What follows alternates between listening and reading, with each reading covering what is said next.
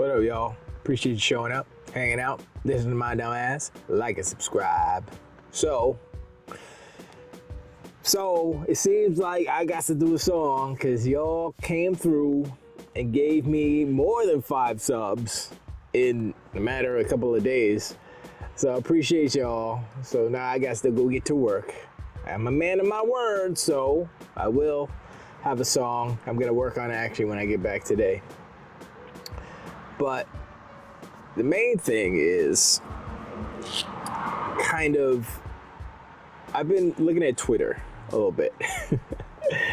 And I put out a video about ponies crying or something like that at Donkey Unicorns. Shout out to Dark 1985, excuse me.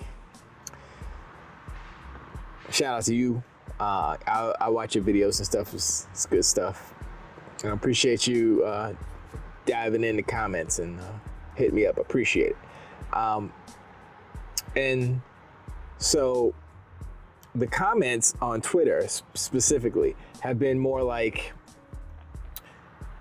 well, it's still a lot of crying, but I don't want to. I mean, you know, whatever. It's so funny to look at like Dreamcast guy and all these guys out there, J-Dub's still out there trying to twist the narrative and stuff, and it's fine, you know, I know that's what he do, but at the same time, it's like, let's look at what it is. Let's look at what's happening in the industry right now.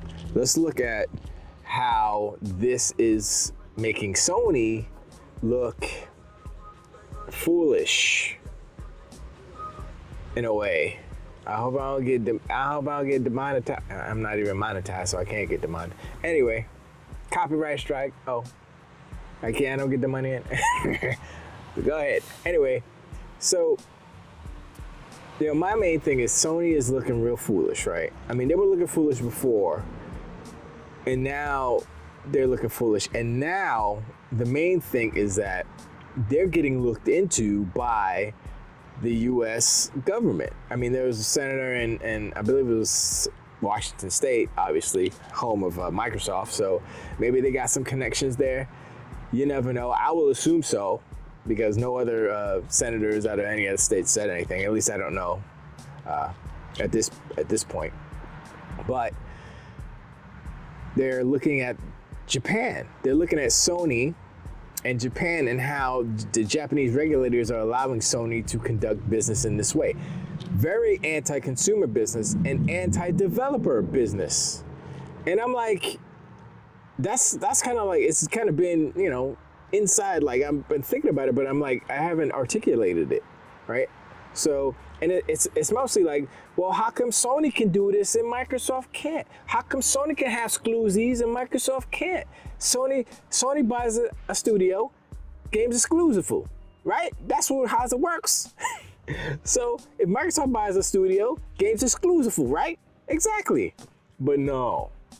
But see, Microsoft is smart in that you're not going to make Call of Duty exclusive because you lose a lot of money, so it doesn't make any sense. But Starfield, a game that doesn't exist anywhere. Redfall, a game that doesn't exist anywhere. Brand new IPs, of course they're exclusive. Of course, that's how this works. Spider-Man, not a new IP. Why is Spider-Man exclusive? That's my one thing. And people say, well, Microsoft turned down the deal, and so that's why. I'm like, well, Marvel owns the IP, so it's up to Marvel, isn't it? Marvel can say, yo, Sony, put Spider-Man on Xbox, let's go. And they got no choice. If they want to keep making Spider-Man games, they have no choice. They would make more money. Sony would make more money if Spider-Man was on Xbox, as well as PlayStation, as well as the Wii. The Wii. Wow, I said the Wii. Switch. My mind is. But anyway, so Sony's getting scrutinized now. It's not the worst case scenario yet because nothing has happened.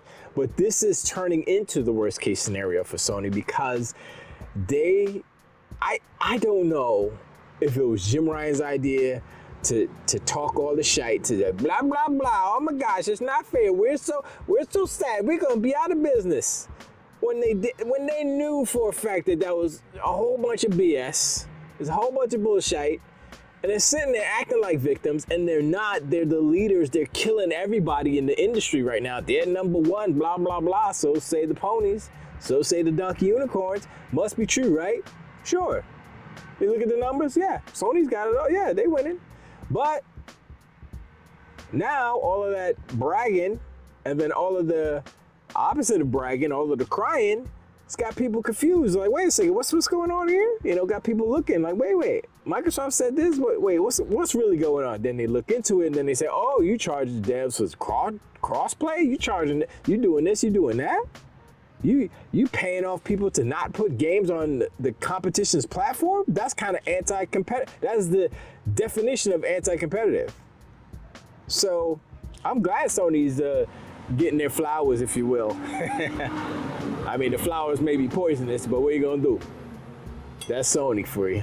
So, I mean, look, I keep saying this generation is gonna be interesting, and it keeps getting interesting because the evils of the industry, which is mainly my thing. You know, I mean, I can hate on Sony, I can hate on whatever company, whatever day, but when a company is actively hurting the industry, I'm not gonna go as far as to say they're destroying the industry, because they're not. But when they're actively harming the industry, they're harming growth, they're harming innovation, they're harming all these things just to make money. Their bottom line is the first line, and that is not. I don't think that's a good look. That's not the proper way to go about doing business, like in an innovative industry like video games. You need to make products where people want to buy. Then you make the money. Not the other way around. You fix it so that nobody else can compete, so you could charge whatever you want. And it's ridiculous. It's like, okay, that's how old rich people act. This is how people who are in power, who want to stay in power, act. They do whatever they need to do, whatever, by any means necessary, whether it's cheating or killing, to stay there. And that's what I see. And I don't like it. You know, why don't you try to actually do some good stuff? Why don't you make some good games? Instead of, you know, half-assing it. They've had to cut back on their AAA games. If you notice, God of War is kind of just, it was DLC, but they just made a big DLC. Instead of making a brand new game, they didn't do that. Why? It's cheaper. Will there be a God of War 3 after Ragnarok? Maybe, but A, it's gonna take longer, B, it's gonna cost more, because they can't do what they did. Well, if they do what they did, it's gonna be a DLC, another DLC, right? I don't know, man. Whatever. I appreciate y'all. Hit me up in the comments. Let me know, how far do you think these regulatory bodies, or these, you know, whether it's the senators or whoever, are going to dive into Sony and get at them as far as unfair practices and competition in the U.S. at least. You know, what do you think about that? And what do you think about all these crying ponies? You know, let me know, and hit me up with some I would say links. I don't know if I can allow links in my in the comments, but just hit me up with some you know, ponies that I haven't seen. I've seen a lot of them, like, you know, Reforged was the newest pony on the block, but you know, I know about all the old school guys. So, but let me know what y'all think, and I appreciate y'all, and I'll see y'all on the next one. Just wait.